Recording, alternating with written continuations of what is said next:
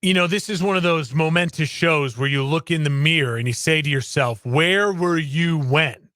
Where were you when the football lounge was officially hosted by two married dudes? That's right.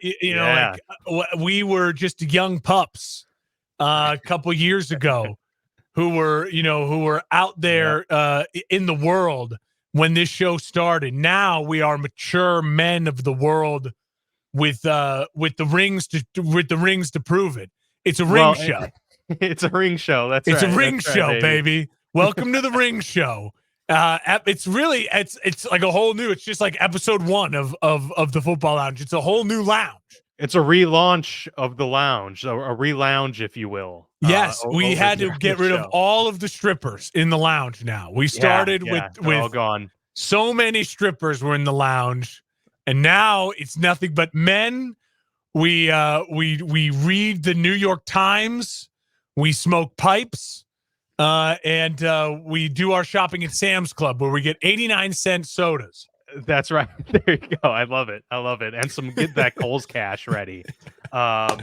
It's very exciting. That's what we've been on the hiatus for 2 weeks now, as Grace and I got married and went on our honeymoon in Italy. So ate a lot of great pasta, a lot of great pizza. And hey, for ESPN or any of those other platforms out there, we are both now very well versed in signing contracts. I think that's a big plus in this now with the two married men. We both have put pen to paper. We understand how that goes. And so that will make it a more seamless process whenever this show needs to get picked up. So we're taking all calls, but had a fantastic time.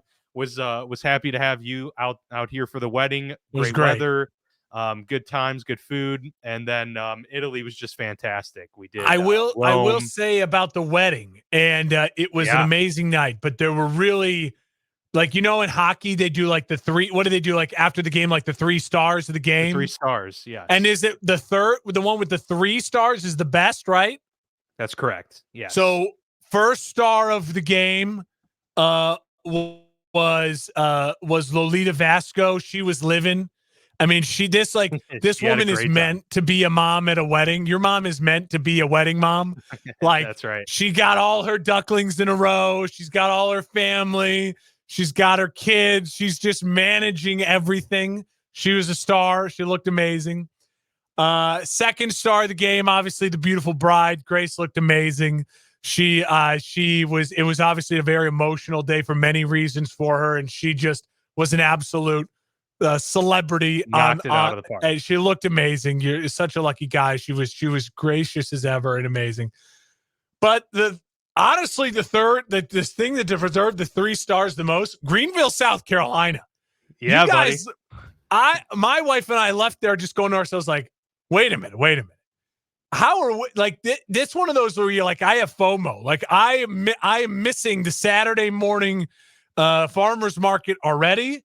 It is maybe one of the top places I've ever visited in the country where I'm just like, oh, I want to live there so badly. You guys live in such an amazing little town, an amazing little place. I'm beyond happy for you just for where you live. Yeah, no, it's extremely exciting to see the evolution of Greenville. And I've only been out here 3.5 years, and it's grown since I've been here, but it was on its way up well before I got here. It is one of those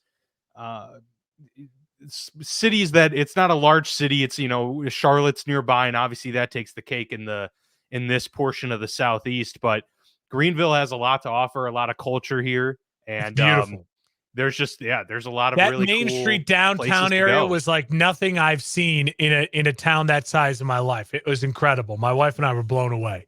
It's what Woodstock has wanted to be. Woodstock, Illinois, that is. Oh my God. It's so much more than that. It's for sure. It's fantastic. And everything was beautiful. It was great, and happy for you guys, but happy to be back. We're jumping into the fray, and we got so much to talk about. Yes, absolutely. I'm going to probably go into Italian a couple times throughout the show. Just, bear with me on that front. I've had to speak a lot of it. And by a lot of it, I mean just saying, thank you. And over ciao. Here. And where's the bathroom? And ciao. And yeah. So, and making pizzas and all of that stuff. But That was a blast, and now we're back. I mean, so much happened when I was over there in Italy. Which, Oh yeah. by the way, I couldn't sleep one of the nights. I think I woke up at like 3 a.m. Grace was sound asleep, and I was like, "Man, I can't fall asleep. What do I do?" And then I remembered, oh, it's 3 a.m. on a Friday, which means Thursday night football is happening right now. So I, at 3 in the morning, I turned on the phone and got to watch some Thursday night football. So that Which was game? what a trip. It was the was it the Buccaneers Bills, Oh, right? Bucks Bills. All right. It was not a good. It was not an exciting game, but hey, it got the job done. It helped put me back to sleep, Yeah. and I was able to finish out the night. But that was a trip, and so much has happened. We've got the Raiders making big moves. We had the Rangers winning a World Series. We had Yes. well, just now the Cubs have ditched David Ross and hired Greg Counsell. So bravo for that. Thank you, Cubbies. But yeah, just so much stuff. The trade deadline. So we're going to touch on a lot of these things, but obviously spending the majority of this focusing on Week 9 and the happenings that occurred just 24 hours ago. Some incredible comeback performances amidst, I would say, a lot of kind of dull games for the most part. But we did have some incredible performances, including CJ Stroud just, making his presence known on the scene if he hadn't already. So we dive into all of that and more coming up next.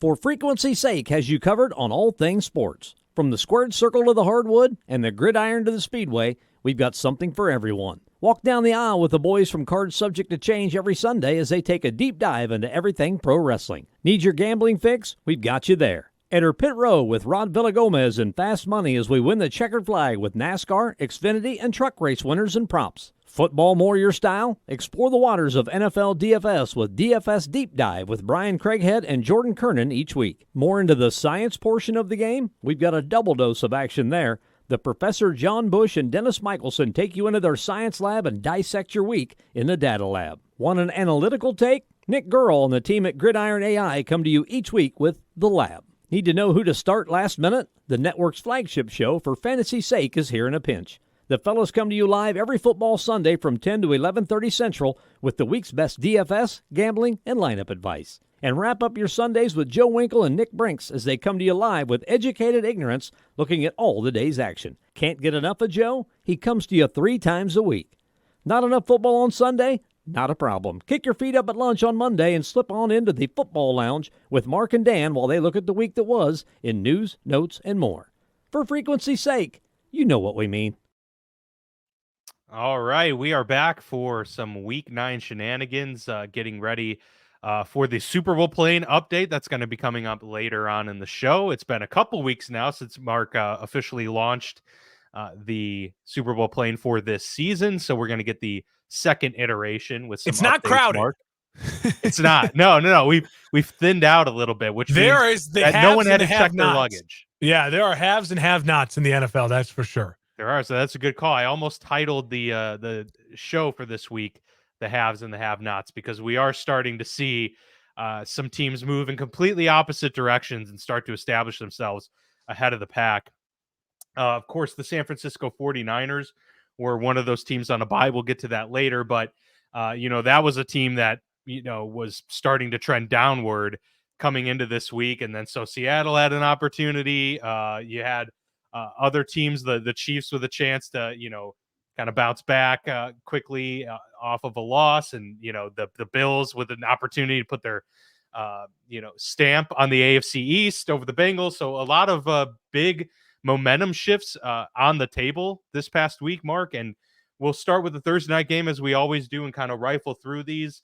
As we have the last couple of shows, we are now in the meat and potatoes of the season, so we're not going to spend too much time on some of these matchups that don't have as much on the line, the implications, and so forth. So this game probably being one of those with the Titans at the Steelers and Thursday Night Football. I was able to catch that as I recovered from jet lag, getting back from Italy. And so this game I was able to see in its entirety, and I think a lot of people were really intrigued by Will Levis seeing his 4-touchdown performance from the week before.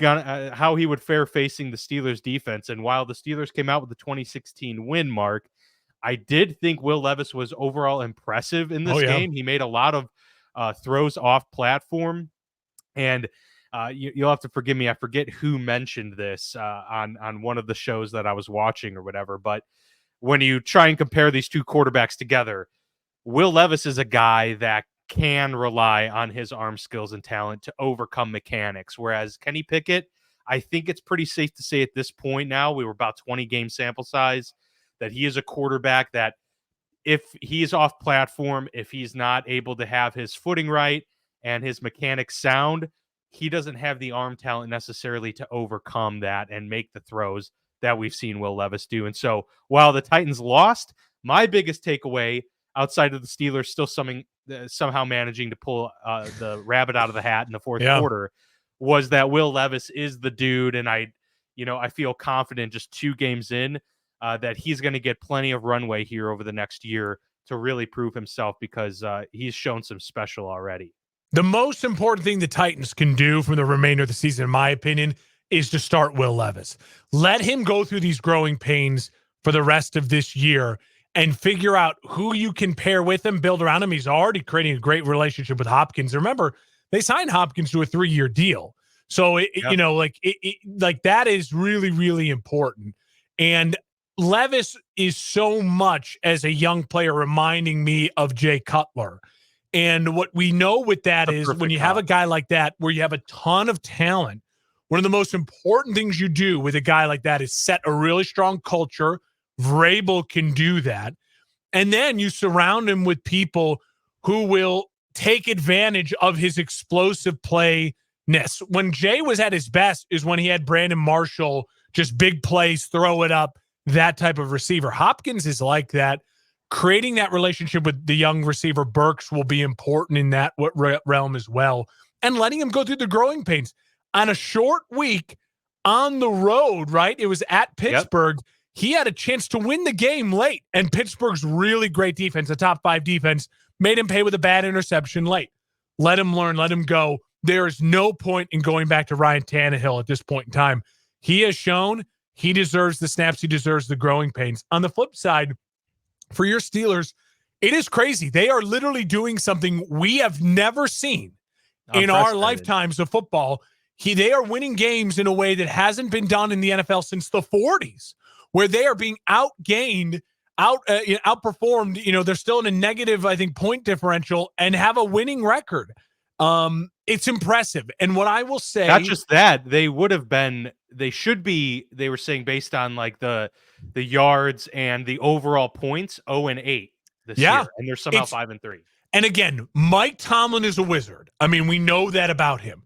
Mike Tomlin, though, it's going to be really imperative for him to take this with a grain of salt and make sure we now know, I agree with you, we kind of get what Kenny Pickett can be.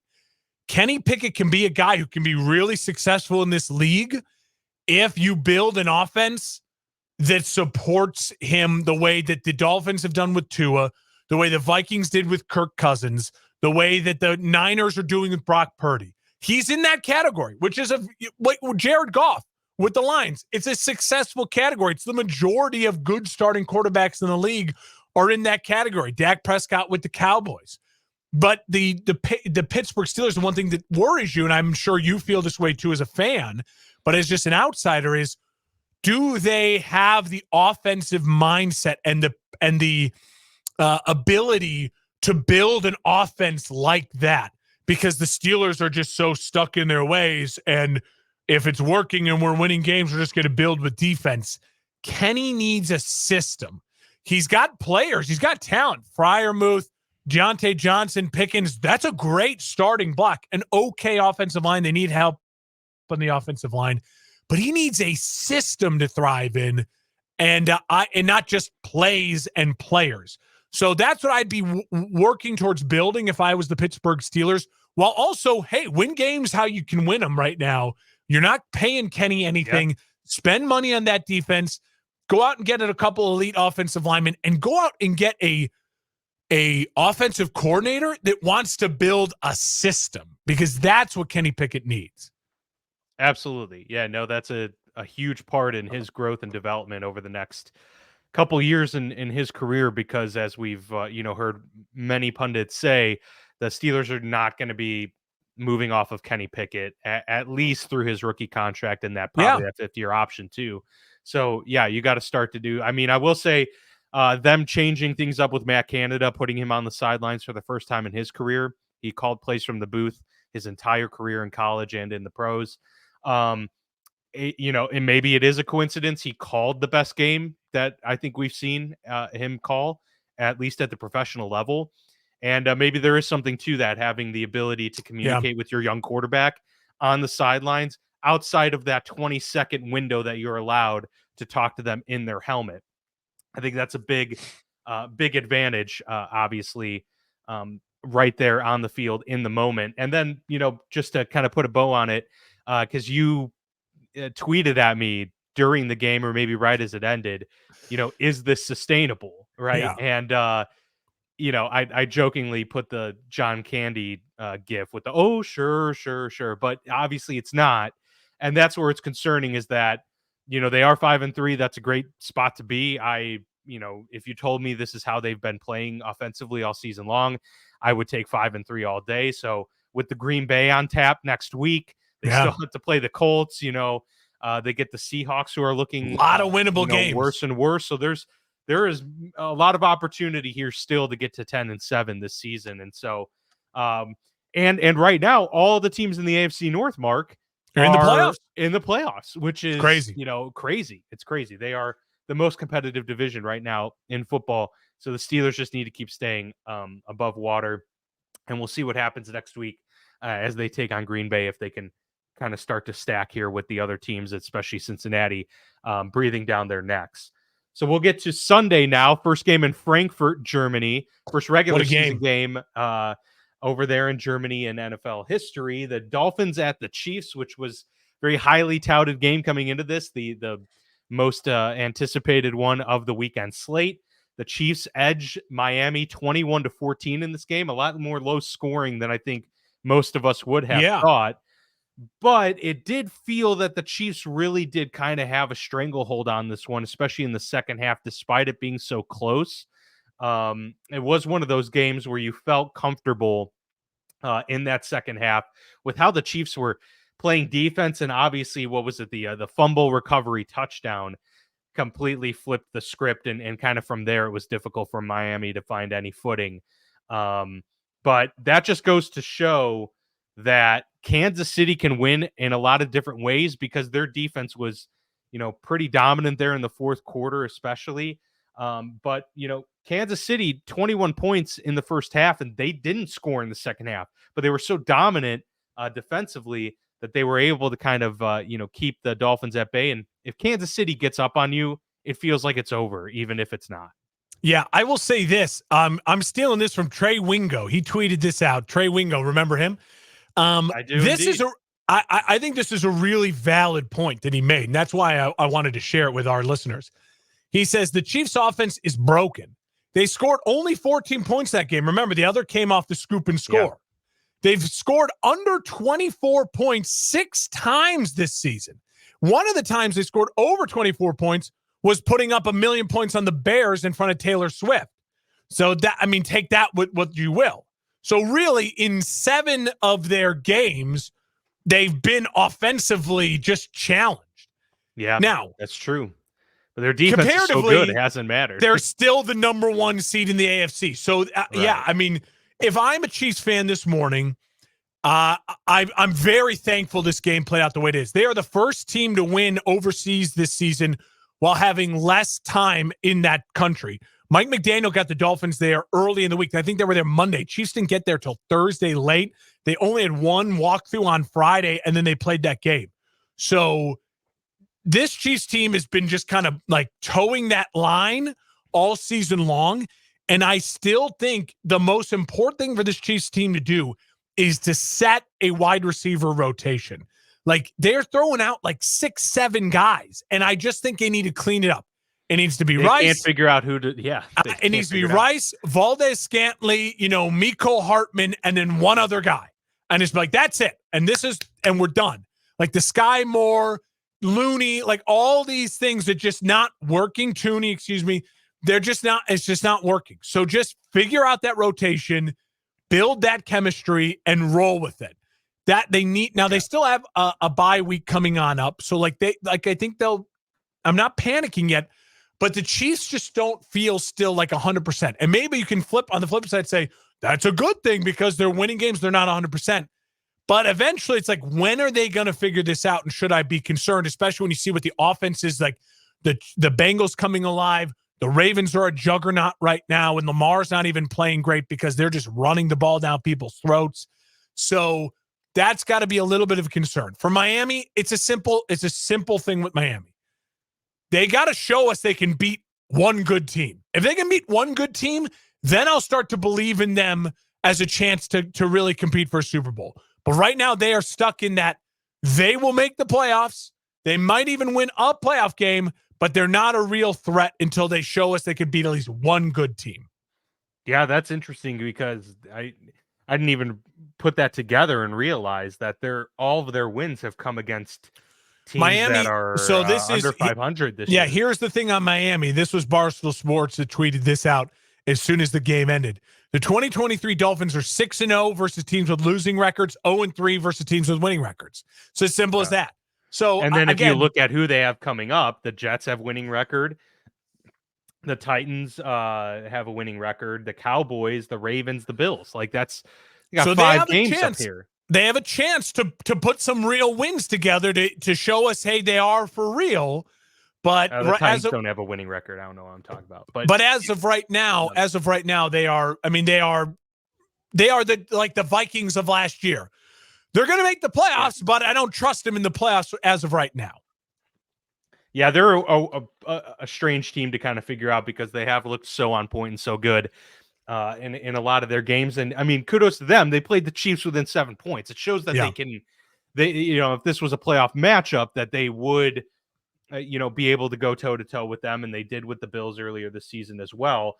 Before the Bills actually just blew it wide open. But the point being is that Miami has the tools to get there, and they're going to get healthy again. They're going to get Devon Achane back, which is a huge spark for that running game.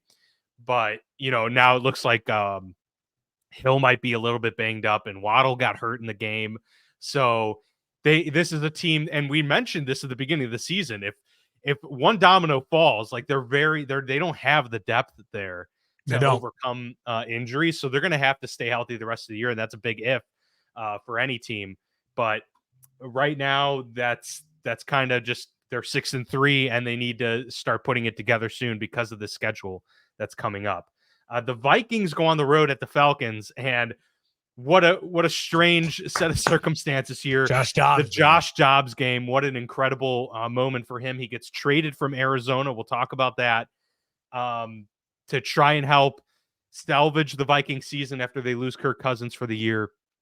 Josh Dobbs, former 5th-round pick for the Steelers, was a 3rd-string quarterback in Pittsburgh for several years. Always liked him. He was awesome.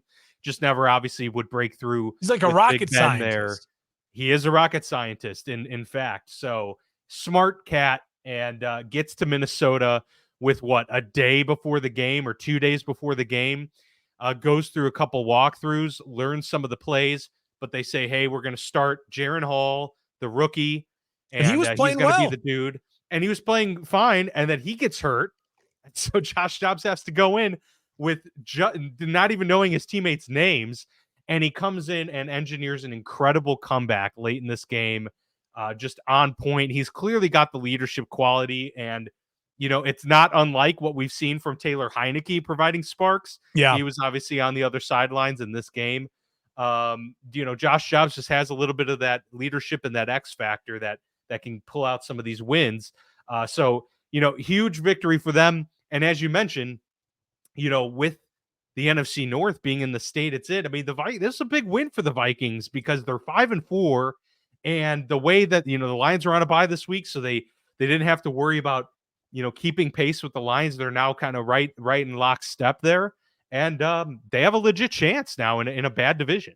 I mean, they're the 7th seed in the NFC playoffs. We talked about it a couple weeks ago. The 7th seed in the NFC is up for grabs. Who wants it? Is it going to be Minnesota, Washington, Atlanta, Tampa, maybe the Rams and the Packers. I mean, they're both alive. It seems like the Giants, the Bears, the Panthers, and the Cardinals have all been resigned to their fate at the bottom. So it's going to be this that group of teams battling, and Minnesota's pulling away despite not having Justin Jefferson and now having lost Kirk Cousins. And so I will say this.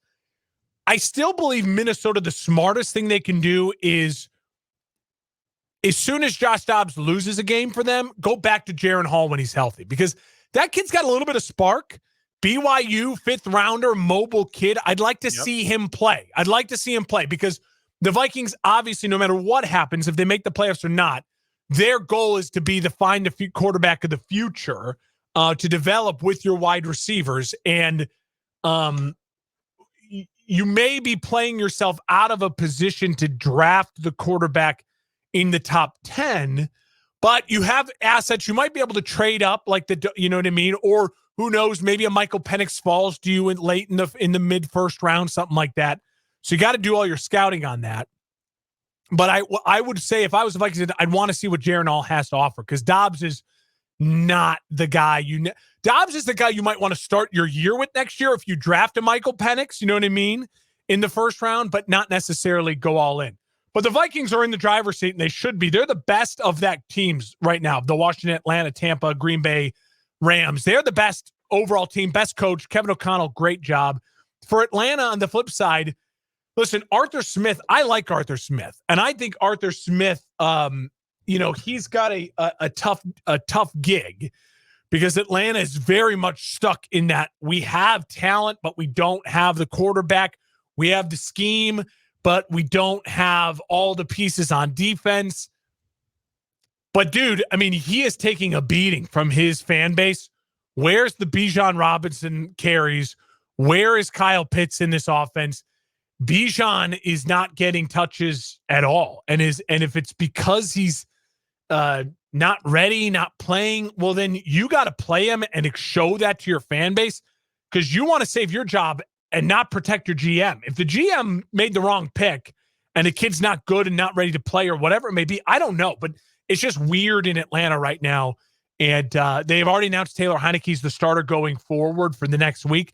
I think that's probably still the good thing, because you want to win games if you're Arthur Smith, but don't do it at the chance of ruining your own reputation for, like, do you hate Bijan Robinson for some reason? Yeah, no, I know that's what we've seen from Bijan is that he's extremely talented and has produced on the field. So I don't think it has anything to do with it's got to be something behind the scenes, or maybe he's not, practicing the way that they want, you know what I mean? And it seemed like he ended up in the doghouse, and it's weird.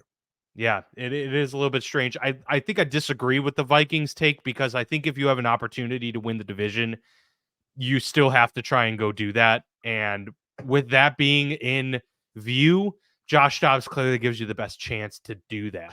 And so I would start Josh Dobbs, and maybe you just give Jaren Hall a better look, because there's no Kirk Cousins there. Jaren Hall now gets second string reps in practice, and you could still maybe get some looks. It's not the same. I was just saying, as soon as he loses you, that I'd ride this Josh Dobbs wave here, because I think you just do that.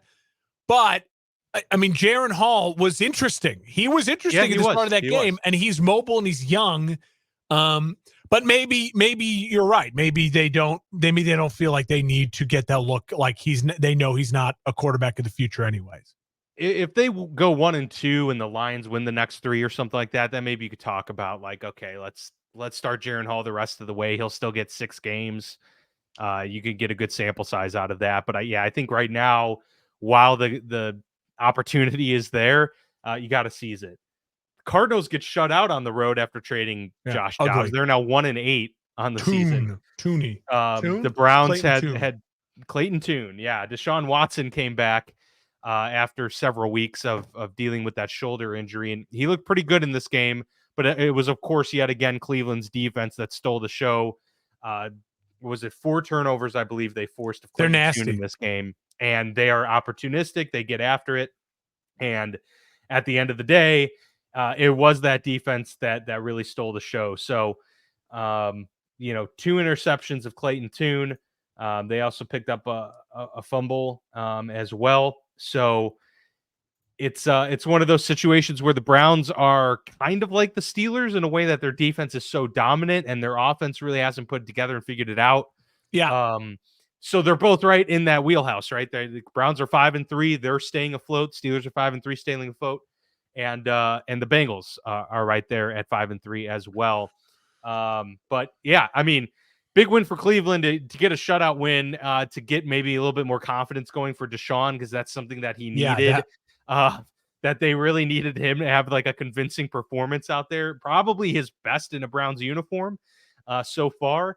And so, maybe that puts the wheels in motion for them. And for the Cardinals, it's it's tank season. So that's all you can say about that.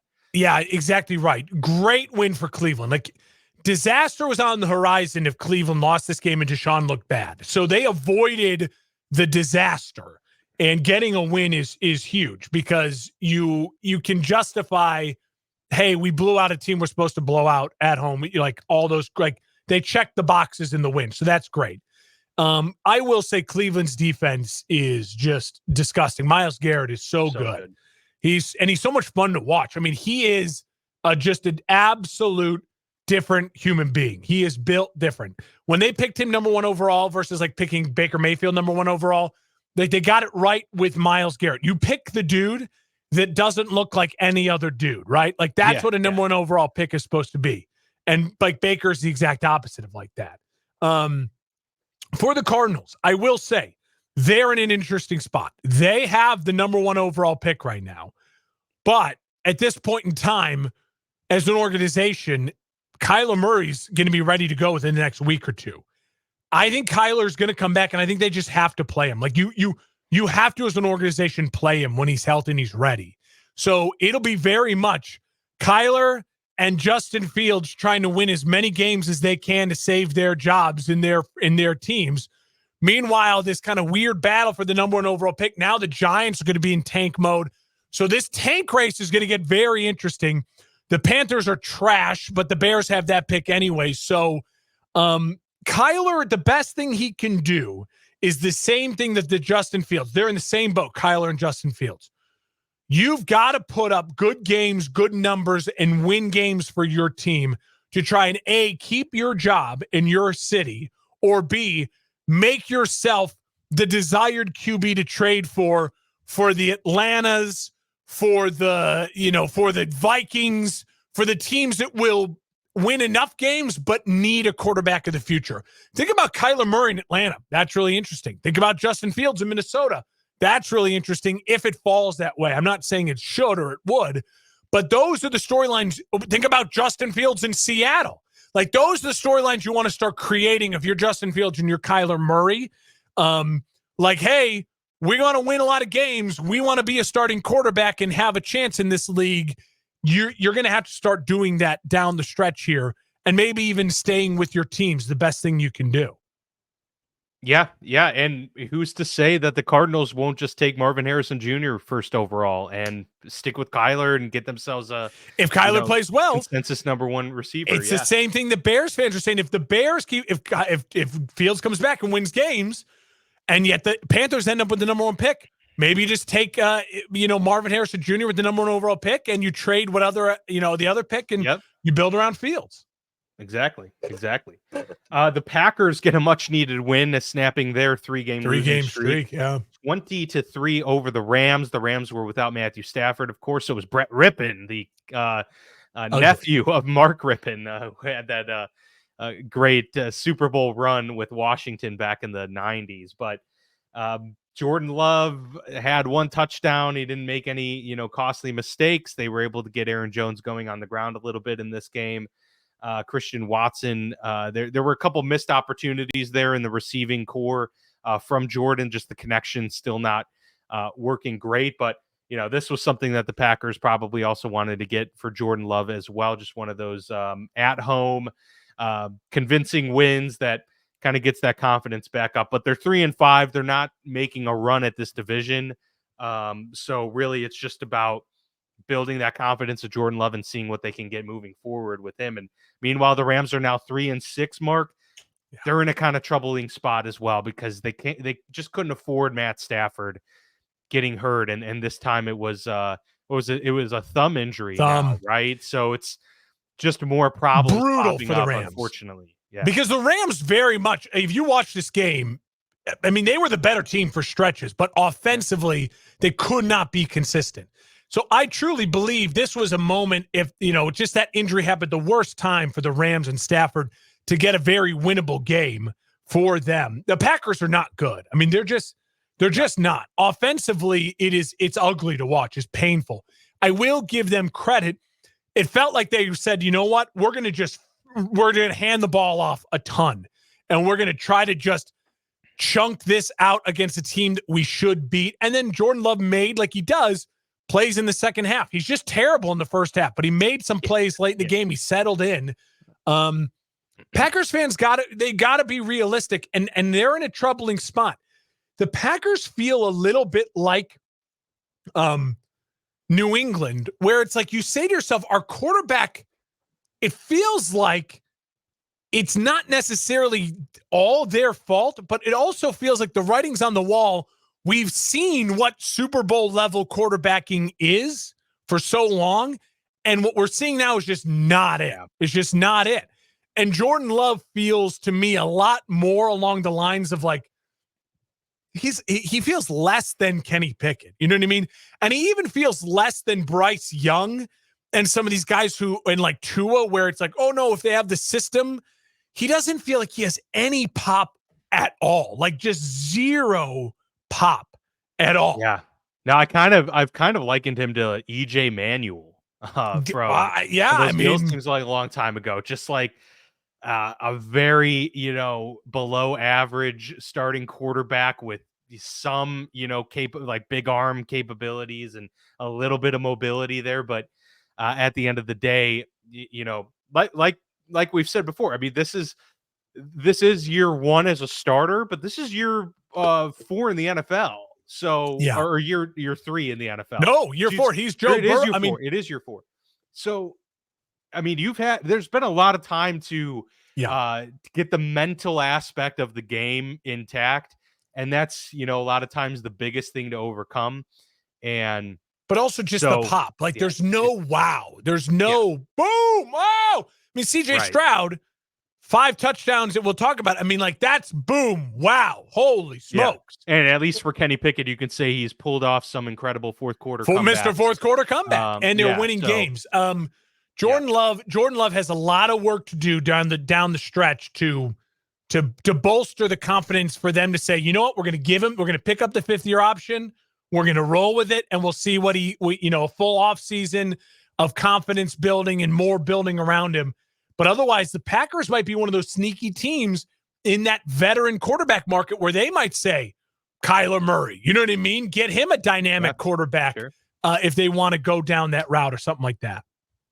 Another team that is in need of a lot of work and a dynamic quarterback are the New England Patriots, who got outplayed. And I think the Commanders are the better team, to be quite honest with you. They won 20-17. Better quarterback. Washington did. They got a better quarterback. They're 4-5 on the season. New England falls to 2-7. This is kind of an unprecedented thing we're seeing with Bill Belichick here. It's brought up a lot of questions yet again of his, tenure with Cleveland and his lack of success without Tom Brady. And it's, whether or not there's an actual correlation to be drawn there, it is a fact. And it's what we're seeing so far with this tenure with Mac Jones and company. And they got outplayed. The Commanders are that tough, gritty team that the Patriots want to be, and we thought maybe would be going into this year. But I think, Mark, because both of us kind of said they were probably going to be the best of the 4th place teams in their division. Unfortunately, that's clearly not the case. It's not the case. Season. Let's call a spade. 2 things. There was the Washington Commanders were the trade deadline story. They went into, we're tanking. We got rid of Sweat. We got rid of Chase Young. But what they didn't do is get rid of offensive players. They clearly feel like Sam Howell is the guy and worth building around. And I absolutely agree with them at this point in time.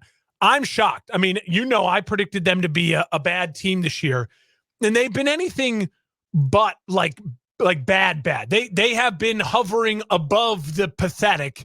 They're not the Giants. They're not the Bears. They're not the Panthers.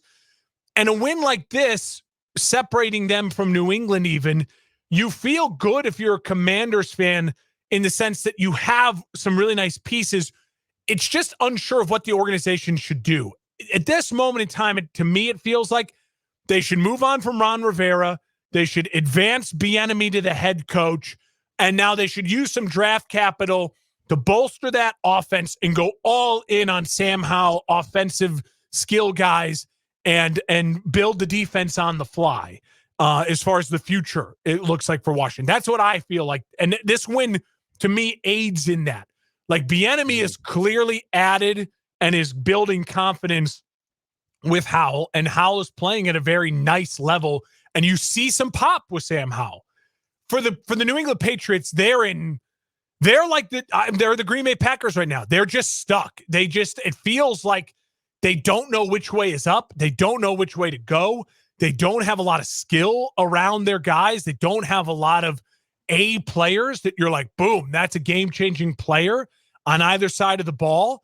And their quarterback is very much meh. And when you're stuck in meh with quarterback land without a great system and without great talent around them, you're gonna be very much a 2-win team through 8 weeks. That's what it feels like right now for them.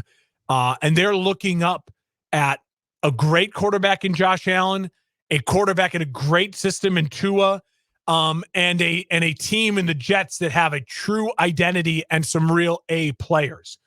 So they're very much dead last, fourth place, struggling, and I don't know where to go if you're New England. Yeah, if Washington keeps this going and has success the rest of the year and gets to, I predicted them to go 7-10. I think they might go 8-9 or even push potentially for a 9-8. If they have a lot of success, you see growth and improvement from Sam Howell, you'd be hard pressed to say that maybe they shouldn't run it back with Ron Rivera, but they should promote Eric Bieniemy and not lose him. I think there's a possibility where, because Eric Bieniemy is going to get calls again this offseason. So if you feel that he developed a good relationship with Sam Howell and you felt confident in this offense, that's something you don't want to lose. And, if it were me, I would say, Ron, thanks for your service. We're promoting Eric. He's going to be the new head coach, and we'll move on from there. It's just like Ron Rivera. He's not a guy that, is going to get at this point in his career a team to a Super Bowl. It doesn't feel like, Yeah, so, agreed. The Bears go on the road at the Saints, and this was kind of a brutal game because I thought Tyson, they had a chance. Looked really good early in this game, especially in the first half. And they had an opportunity. Cole Kmet had a big game in this one. They were tied there going into the fourth quarter, and unfortunately, the Bears let the Saints get the game-winning touchdown, and the rest is history. 24-17 win as the Bears fall to 2-7. Saints 5-4, still on top of the NFC South there. So an interesting situation for both teams, because there are two teams that we don't think are very good, but one of those not very good teams is still leading their division because of how poor it is, and the other is staring down a race for that number 1 overall pick with Justin Fields possibly returning soon. But very interesting dichotomy between those two teams, but a win that the Bears should have had. And again, I feel like this is more of an indictment on Eberflus when they're not able to pull out these games that are very close, need the defense to step up and get that stop, and they don't end up doing it, and that's on Eberflus. I'll start with New Orleans and just say New Orleans is perfectly like average. I mean, they are the epitome of like middle of the pack NFL team. And I say that in a good and a bad way. Jordan stepped up in the very end to make the big plays to help seal that victory. They have guys on defense, and then offensively, when Derek Carr has protection like he did against the Bears and he didn't get pressured enough, he'll dink, he'll dime, he'll be accurate, and he will lead you to a victory at home. But the Bears had 5 turnovers to none for the Saints, and they were within 1 score. So the Saints aren't exactly world beaters, but they should still win that division. They feel like they find a way to win that division. And the Saints are to me, they are another really incredible defensive playmaker away, and to me, just like a tweak or two on the offensive line away from being a team that with their car can be like, oh, okay, now they could be more of a contender in the NFC. They could win a playoff game. Like, I don't think the Saints should blow it up by any means, depending on how the rest of the season goes. But they feel like they're going to win this division. But if they make a couple tweaks in the offseason, they could actually be a real, like, moving in the right direction type of team. On the flip side for the Bears, again, I don't want to waste too much time. I think I'll say this. Let's start with Montez Sweat, right? Yep. I think now that they got the deal done, they're paying Sweat just below the top 5 guys.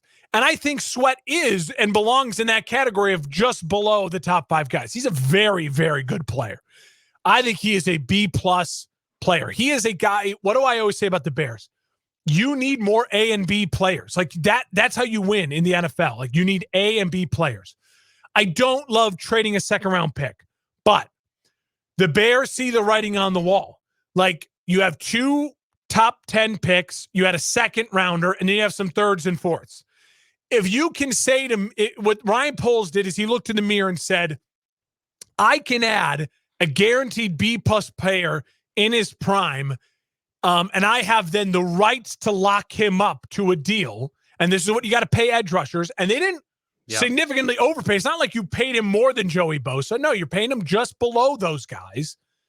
You trade a second rounder for the right to get him. And then what's great is it frees up the transition tag for the Jalen Johnsons and the other players to lock up your good players you have.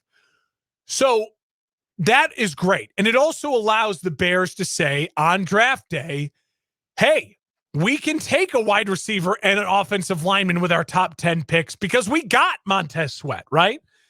And so I really, really, really like that. I like that. I don't think the Bears are done dealing. The Bears still have the most cap space. So I think the Bears will still be very aggressive in the free agency market. I also think the Bears will have a little bit more now. I think this puts Eberflus's seat even hotter because now it's like, hey, listen, we got you someone to play with. You're the defensive play caller. You're the head coach. You're the defense guy. We got you someone to play with. And did you or did you not get the production out of him in the second half of the season? So I like all those things. Secondly, as far as the game goes, Tyson Badgett. Well, real quick, just to compare with the Montez Sweat thing, are you more upset that Chase Young went for no. even lesser I didn't want price? Chase Young. I didn't want Chase Young. Okay. I just didn't. Like, Chase Young is a little more of a diva. Chase Young is injury prone. Chase Young is the higher ceiling, but way lower floor. I don't want to pay those guys. I want to pay guys like Montez Sweat, who will be a part of my team for 4 years. And he will be because he's capable of being a part of your team for 4 years. Chase Young isn't. He's just not. So no, I was never on Chase Young. If you could have got Chase Young for a 4th rounder or something, sure, right? And if the Bears were in the spot where they were 4-4, and you're looking for, we just want to get a pop and try to win more games, then sure. But Montez Sweat is a building block player for your organization, and you traded a second rounder for the rights to sign him, and now he's not going anywhere. He is your part of your organization for 4 years, and I love that. As far as the actual game goes, this is the biggest thing for me, and I've been saying it. I'll keep saying it on Twitter. I love that Tyson Badgett is your backup quarterback. Like, you found really a backup quarterback. Like, that's great. Like, that is a great, great thing because he can be your backup if you draft, a quarterback in the top picks. And he's clearly really capable of being Justin Fields' backup, winning you 1 game, losing you 2, and Justin Fields comes back and now plays. What you want from your backup quarterback in the NFL is he's similar enough to your starter, Badgett is, and he's similar enough to, and he's good enough to win you 1 of the 2 or 3 games that your quarterback's going to miss. If your starting quarterback misses 4 or more games, well, then your season's pretty much lost anyways, right? Like, that's life in the NFL.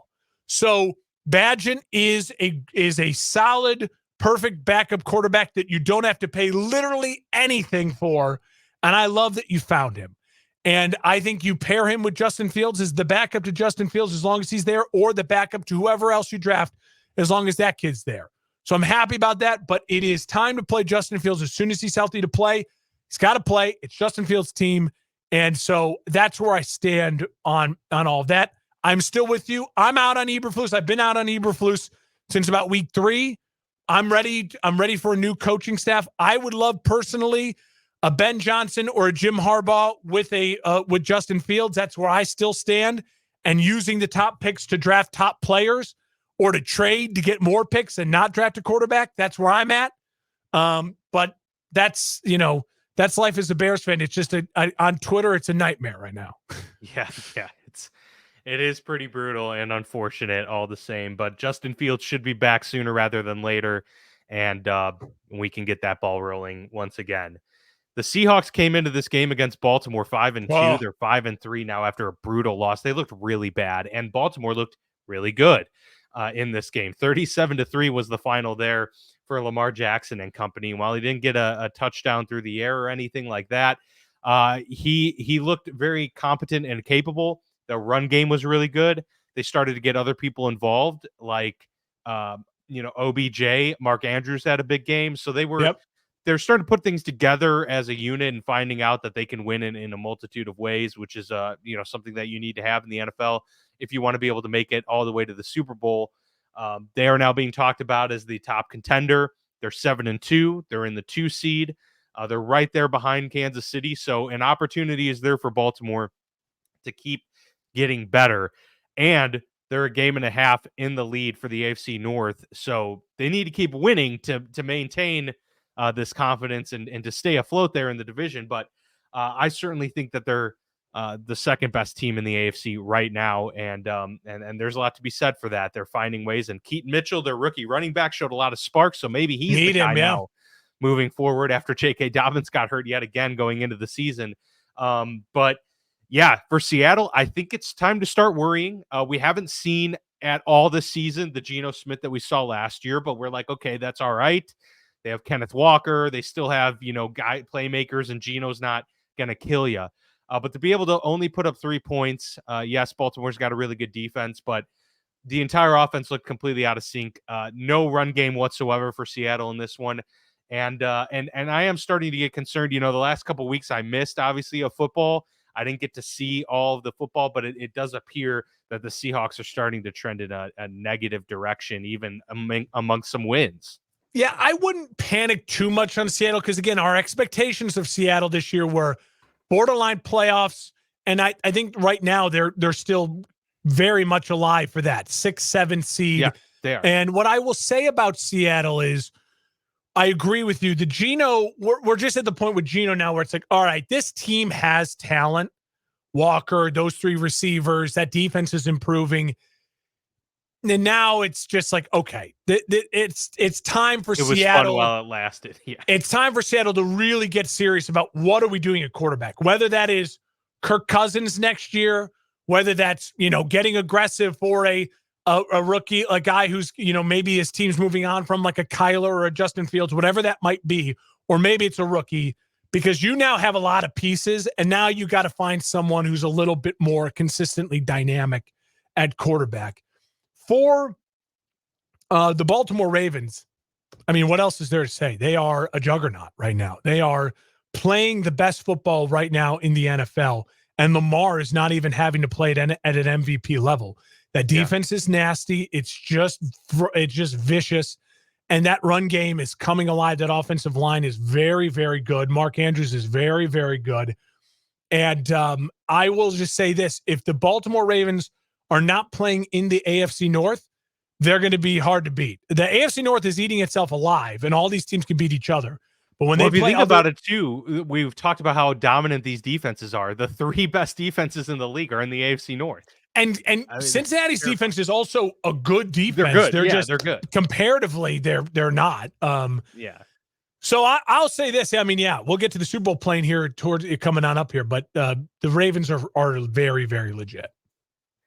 The Bucks at the Texans, and this was the CJ Stroud heroics in this game. I mean, he's going to be the dude. We've already seen enough. He's one of those instances where It's like Justin Herbert. Like we just seen it.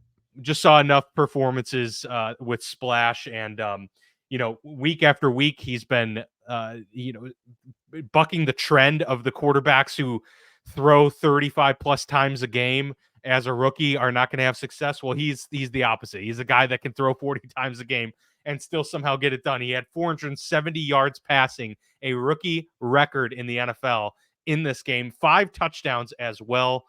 Just an incredible display. After the Buccaneers, back and forth in the fourth quarter, it looked like Baker Mayfield was going to get them the game winner. Yeah. And then CJ Stroud comes back and wins the game for them in epic fashion. So yeah, the Bucs aren't a very good team, but neither are the Texans. And CJ Stroud has been the biggest reason to all 4 of their victories this year. They're probably not going to end the year with a winning record, though. But at this rate, maybe 8-9, maybe a floor of 7-10. But either way, he's the reason for every single one of those wins. And that, as a young coach, that as a rebuilding franchise, has to give you all of the hope in the world and the positive vibes there in Houston that they've got the right dude and they're moving in the right direction. I tweeted it out, and so I want to address it right away. The difference between Bryce Young and CJ Stroud right now, it's not, you can say, oh, the talent around them. Yes, Bryce Young has nothing to work with right now. And we've said it over and over and over again. Bryce Young is Tua. You need to build a system around him, and you need to get him players that fit in that system. And he will succeed. I think he can play at this level and play and put up good numbers and be a very, very solid starting quarterback if you develop it that way. CJ Stroud, we both said it. He was our number 1 guy on the board because the size, the arm strength, and we're seeing it right now. He is making players better around him. Even Herbert, when he started and showed up in the league, he had Keenan Allen. He had Williams. He had Austin Eckler. Stroud has no one. I mean, like no-name guys, and he's turning them into, and a defensive head coach. I think there's 2 things that the Texans have done well. DeMeco Ryans was absolutely the right head coach. He's reminding you a lot of Mike Vrabel. Culture, system, accountability, and he immediately brought that as a first-time head coach. Him and Vrabel, boom, in the same division. And what you're seeing with him is it's just talent. I mean, it's just big, strong, laser arms, reads the field. And that offensive line is pretty darn good. They're giving him time. CJ Stroud is that guy, and Panthers fans have to be sick to your stomach. And the count is that it was the coach and the GM really in Carolina really wanted CJ Stroud. And it was the owner, Tepper, who's like, give me Bryce Young. When you draft a quarterback number 1 overall, size, arm strength, just that dude, it matters. And I really do think we're going to see a little bit of a hold on this kind of just like smaller, undersized guys. And I think it will help Drake May's stock. I think CJ Stroud is helping Drake May's stock and hurting Caleb Williams' stock. Yeah. I do want to point this out because I saw this right before we logged on for the show today, because I saw all of those reports as well about the disconnect between David Tepper, the owner, and Frank Reich and Scott Fitterer. But Steve Reed of the AP, who I trust, I've worked with him in the past, and he's a good dude. He's been covering the Panthers a long time. He is saying that is inaccurate. He's saying that the fact is that all 3 were on the same page and all 3 wanted Young going into it. So we will never know probably exactly what the truth is. But I trust Steve Reed. And so we'll see, maybe that's the case, but regardless, then the question is why at the end of the day, are we getting caught up in all of these things when it did appear to us laymen that CJ Stroud was the best one? And we even said Will Levis was our number 2. And so we both said Levis was 2. It's looking like it might be shaping up. And it's very hard to get quarterbacks right. And we have so many predictions that go wrong. But this was one of those unique opportunities where we may have gotten the exact 1, 2, 3 order correct for this quarterback class. And so I think we should pat ourselves on the back A little bit for that it's one. early. Yeah. It's early, but it feels good. And I'm happy for Texans fans. Stroud and D'Amico Ryans is a heck of a combo. I would be very, very happy if that was my quarterback coach combo of Chicago Bears going forward. Unfortunately, it is not. Yeah. We can breeze past the next two here. The Colts 27, Panthers 13. Both teams not doing well. But obviously the Colts are just more talented than the Panthers right now. Carolina's 1-7, so hooray Bears. And the Colts are 4-5. So they're putting together some wins here as well. They're doing a little bit better than even I thought they would be. Especially with Gardner Minshew at the helm. But Jonathan Taylor getting him back. They're getting Michael Pittman more involved. So they have the playmakers, the Colts do. They always had the roster. Yeah, Colts are feisty. More so putting it together. So, yeah, it's unfortunate that they can't be seeing all of this with Anthony Richardson. They're going to have to wait till next year for that. Anything you want to talk to about this particular game before we move on? No, I will just say this. My one concern with Carolina is that, I wanted them to be more aggressive at the trade deadline. Like I said it, you need to start bringing in people that are going to grow with this young quarterback, and they haven't done that. And I think they're going to have a very big, important offseason. And at this point in time, you are just clutching at your pearls and crossing your fingers that this kid makes it through the rest of the season healthy, because you do not want him to tear or do something to requires a surgery to where he's going to miss offseason development, because he and the coaching staff and this organization needs it. So please, please, please, please, please continue to protect that investment if you're the Carolina Panthers. Absolutely. No, you got to do that. You're all in. You're tied, and so you do have to do your best to protect that asset. The Giants fall to the Raiders, who were obviously very emotional coming off of the firing of Josh McDaniels. Interim head coach Antonio Pierce, the former New York Giant himself, stepped up to the plate, seemed to rally the troops, and they had the rookie Aiden O'Connell starting in place of Jimmy Garoppolo, who was benched after the firing of Josh McDaniels. A whirlwind going on in Vegas. So that's probably what we want to focus on here in the game, because obviously the Giants just are not a good football team. Daniel Jones got hurt again, so they're pretty much done. The Raiders also not a good football team, but an emotional victory for them, 30-6 in convincing fashion. And it appears that at least they'll have an opportunity to see what Antonio Pierce has to offer as a head coach before making their decision on who's going to lead the helm next season, because this has just been a revolving door over the last 15 years. And I believe there was a stat, I don't know the exact number, so I'm just going to throw this out as a paraphrasing, but I believe they were saying that the last 15 head coaches for the Raiders have not lasted more than 2 years. That's pretty brutal. Dating back to, it's one of the worst jobs 90s. in sports. It's one of the worst jobs to have in sports. I will say, though, I think they did the right thing in firing him. Yeah, they had to do it. Yeah. Which is just awful, because, again, it's just bad signing. And the Raiders are in a flux. I fully expect the Raiders to this oomph of the Antonio Pierce interim thing to fizzle quickly, to come back down to earth. And a lot of it is the Giants are officially on number one pick watch. They are bad. They traded Leonard Williams. They have lost Daniel Jones. They don't have Tyrod Taylor for the next 3 games. It's bad. It's bad. And it'll be really fascinating to see what happens at the end of the year if the Giants end up with the number 1 overall pick, because you have just committed a ton of money to Daniel Jones, but he's not going to be ready till at least mid-season next year. And he has been absolutely horrendous. How can they pass up if they get the number 1 pick on not taking a Drake May, a Caleb Williams? And they are on the Giants should be on number 1 pick watch.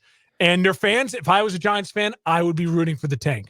Imagine Brian Daboll with one of those young quarterbacks. You could justify it in a sense because you're not paying them much money. Exactly. And you can maybe figure that out. So you're paying a lot of money at your quarterback position. Just think of it that way. Our quarterback position, we're paying a lot of money to. It just happens to be a rookie that we're, not paying the bulk of that portion to. And hey, maybe they'll get, if they do make that decision, Mark, other teams see that, and other teams who are desperate might say, hey, what can we work out a deal for Daniel Jones?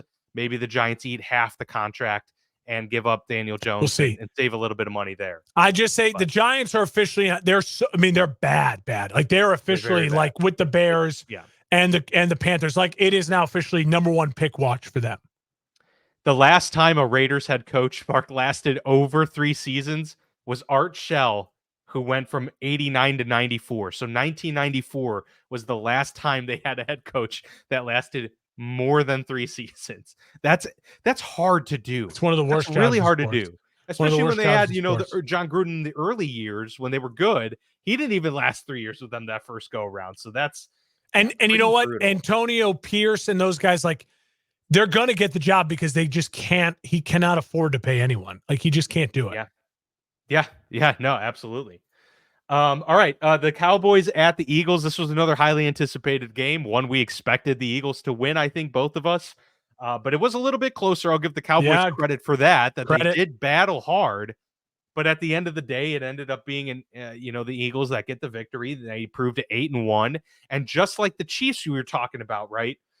They're not putting up the splash numbers that we've seen of them in the past. But similarly to Kansas City, they keep winning despite this. And they are now 8-1, and they're in the top of their conference. So Kansas City and Philadelphia, just like last year with the Super Bowl matchup and everything, they're having similar trajectories here in the 2023 NFL season. I think the Eagles are seeing a little bit more offense from them as of late than Kansas City, but they're two very similar teams on that track. And the Cowboys, I mean, it's something that we've said all along. We're just not buying into it. And I will say, you got to throw this in Mike McCarthy's face because once again, it's like, hey, man, you were talking a big game about how Kellen Moore was all about throwing it all over the place and you're getting yourselves into these turnovers and how you wanted to get back to running the football and being more efficient. Well, you're not more efficient. And red zone scoring, last year they were in the top 3. This year they're 31st. So we want to talk about efficiency metrics. Mike McCarthy needs to take some ownership and accountability for how he handled that Kellen Moore departure and the fact that this is his offense to run now. Yeah, the Cowboys. Listen, I mean, they're just a very okay team. They're an okay team. They have a big play receiver. Dak, when he gets time and protection, can really move the ball on you. They can't run the ball either. No, but they have an elite defender in Micah Parsons, probably, on any given Sunday, the best player on defense in the NFL. There's a handful of guys. He's in that handful. And then, overall, I will say this about Philly. One of the things we said with Philly last year was they were blowing teams out, remember? And it was like, they're not really playing close games. Then Jalen Hurts got hurt, and then they lost some games, and he came back, and it was like, yeah. This year, they are winning wild games. They lost a physical game. They're winning blowouts. They're winning tight games. So I love that Philly, it feels like it's having a more traditional year for a Super Bowl team. Does that make sense? Where they are winning games they're supposed to win. They lost a game they're supposed to win. They're winning tight. They're winning ugly. They're winning blowouts. I think this team is finding a lot of confidence. I love Philly right now. Love Philly. And A.J. Brown, Devontae Smith, they are nasty. They're nasty with the weapons, and Jalen Hurts is playing some really good football. Jalen Hurts is playing inspired football, and that tush push continues to be so impressive. I love the evolution so of many the tush times push. a game. I love it too, with the fakes, with the play action. Love it. Yep. It's good stuff for sure. All right, the final one, Sunday Night Football. The Bengals pull out a 24-18 victory over the Bills. Despite that close score, I felt like the Bengals were in control most of this game, and I'm still feeling good about my prediction with the Bills just kind of being at the ceiling that we've seen them and not ever getting beyond that, over the hump, so to speak. And they're finding themselves in the tough position here at 5-4. If they lose another game or two, that's going to be really tough sledding for them, considering the Jets are finding ways to win games somehow. The Miami Dolphins aren't going anywhere. And so your division's kind of being up for grabs. If the AFC North continues to win the way they are, the wild card's going to be a tough thing to compete for. Buffalo should be, I'm pretty concerned for Buffalo right now, to be honest. They're just not, they're way too reliant on Josh Allen. They have nothing else going for them. They can't run the football effectively.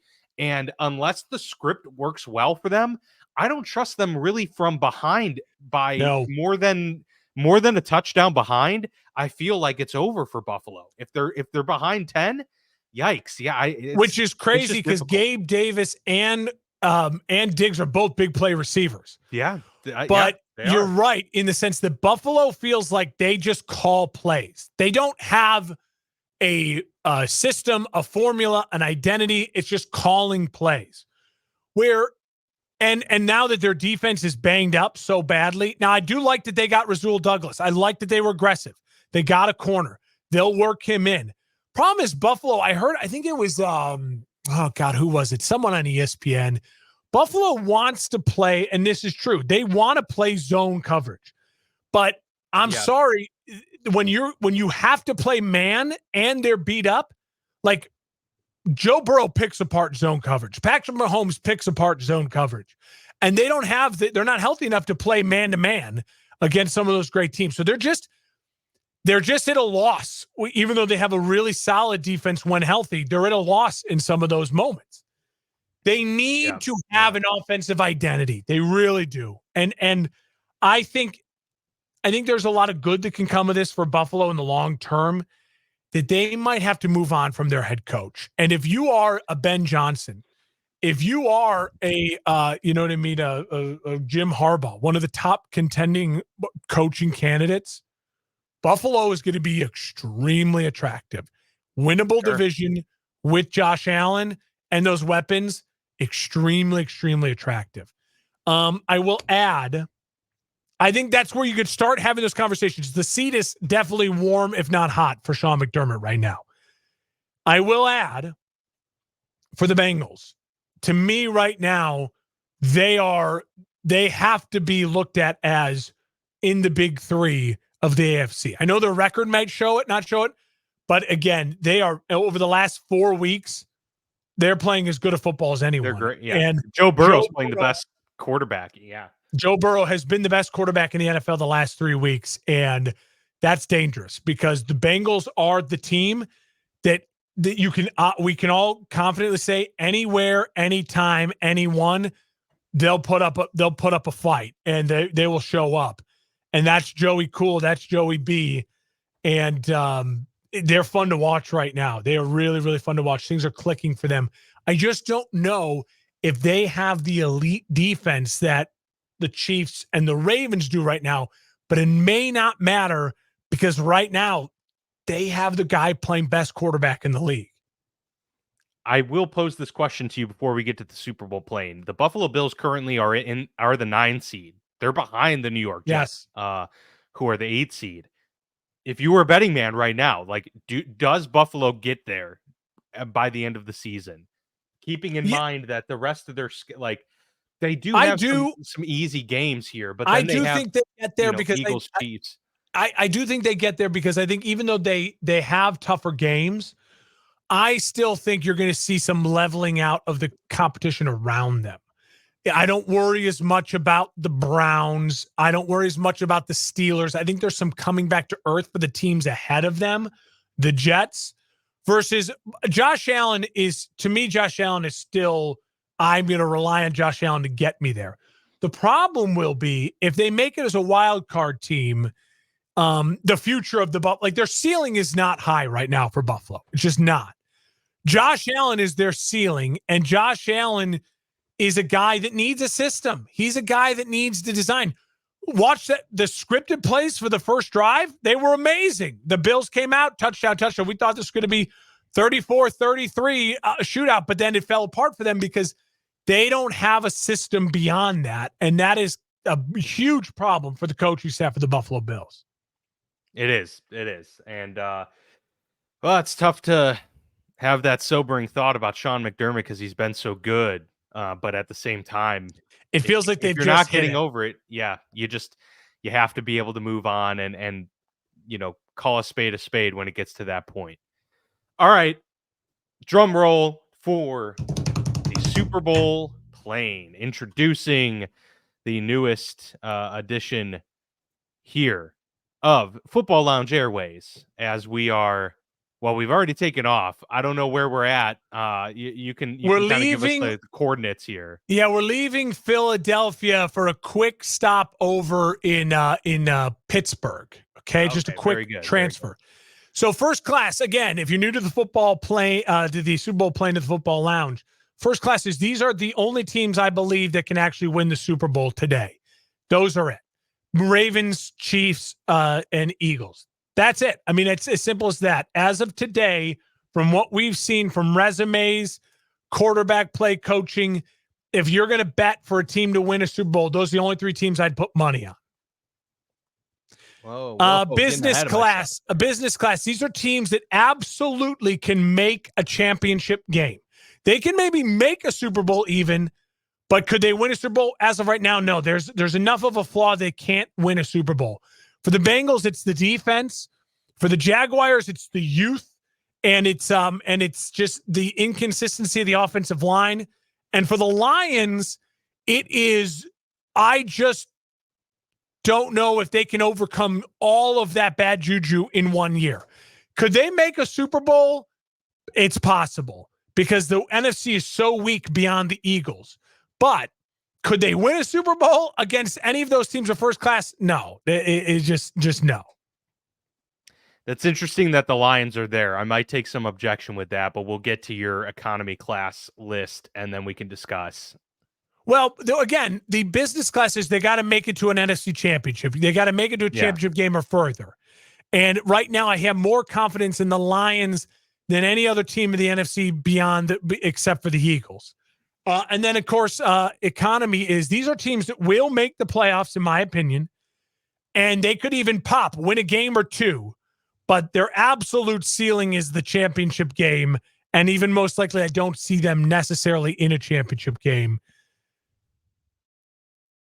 Niners, they're on a 3-game skid and they add Young. So they have a lot of upside going into their next football game. Bills and Dolphins are tail spinning, but I will say I trust them more than teams like in the AFC, like a Steelers, you know what I mean? Like a Chargers, like a Jets.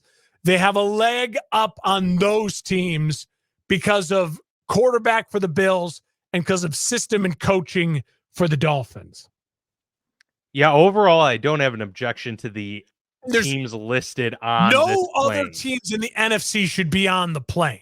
Correct. So if you want to gripe about who should be ahead of who, I trust right now the Lions over the Niners just barely, mainly because of Jared Goff and the consistency of the offensive line for the Lions. Gotcha. Yeah, see, that's the only one I would probably flip those two. Me personally, I still believe in the 49ers, but they have had a rough go. Both of those teams were on the bye, so if we want to discuss the bye teams real quick, we can do so. There were 4 teams on a bye this past week, and those being the Detroit Lions, the San Francisco 49ers, the Jacksonville Jaguars, and the Denver Broncos. So, and any thoughts on these teams that I thought the bye week came at a good and a bad time for the 49ers. They really needed to get back on. So a win this week would be really nice to they got to stew on this for a little bit. They watched Seattle lose, which I guess helped them out a bit, but gave them an opportunity to move ahead of them.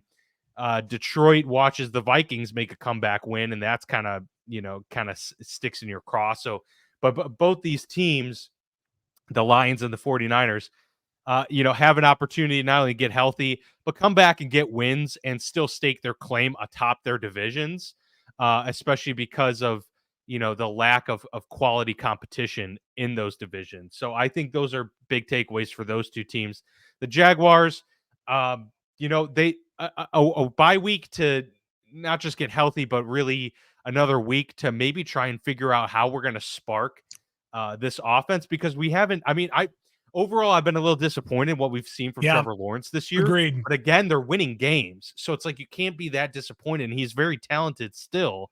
But Calvin Ridley, these two got to start, getting that Burrow Chase kind of connection. Agreed. And then the Broncos they're the Broncos. I think all they just need to find some sort of some sort of chemistry somewhere.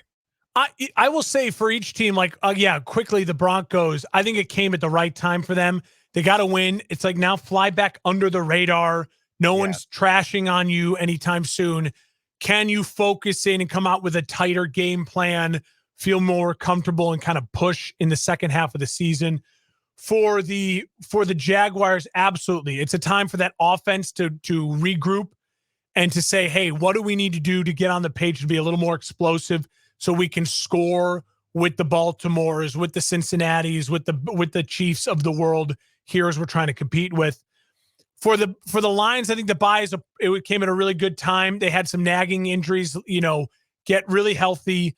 And also they add wide receiver at the trade deadline, Peoples-Jones, and say to yourself, what do we need to do here now with some really winnable games to just absolutely dominate this division down the stretch, right?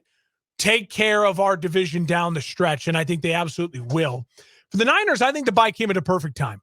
You get to add Chase Young. You get to bring him in with the bye. You're on a skid. Part of the reason you're on a skid is because Debo's not healthy. Trent Williams isn't healthy. Yeah, get those guys back. Hey, Brock Purdy, everything's okay. Settle in. Let's take a breath. So I think the bye came at a great time for the Niners. Yes, you're right. You want to get that bad taste out of your mouth. But I think this is a team that'll be motivated from it. I expect big things from the Niners here in the second half. An all-in attitude, a refocused attitude with some tough games for the Niners coming on up. So don't write them off. It's funny. That Super Bowl plane had, 3 big teams that were on a bye. And so it was a weird noon slate of games, a lot of yuck. We're already talking a lot about draft for a lot of teams, but there is a chunk of this team, of this NFL right now. Arizona, Chicago, New York, that absolutely in the NFC, it's all about the draft. Panthers, you know what I mean? Like that's 4 teams. Yep. That's a whole division basically of teams in the NFC that's just out of it. And in the AFC, you have a lot of teams that are just in that, what are we battling for? And then teams like the Colts that just, the season's lost anyways. So there's a good chunk of this NFL right now that they're literally just playing it out. And it matters to a lot of guys for their jobs. But as far as Super Bowl playoffs, no. Yeah. I think that's all fair and well said. So a lot of agreement there. Good to be back. This has been fun. We're back. Yeah, back on the airwaves. It's been great to get back in the flow of things. And here we are going to the back half of the NFL season already. It flies by. It absolutely goes so fast. And so I'm looking forward to seeing, how this season progresses and some of the topics that we'll be able to forge on with moving forward. I will say in the next week or so, one of these episodes we'll kind of start to look back on our early season preseason predictions. Yeah. And see kind of where we're. I did have the Giants with a better record than the Cowboys. We can address that now. That was wrong. Yes. Yeah, that's inaccurate. But I'm a Cowboys hater. There's plenty to go around where that's concerned. So yeah, this has been great. Please, as always, follow us on YouTube, social media at FB Lounge. You can check us out on X and Instagram, Threads, everywhere that you get your news and sports commentary. If you are watching on YouTube, please consider liking and subscribing. It really helps us out with the algorithm. And thanks again to our sponsors for making this a wonderful podcast network here at the For Frequency's Sake Podcast Network. And you can check out all of the other shows at forfantasysakeqc.com. But for Mark, I'm Dan, and we'll see you back here next week.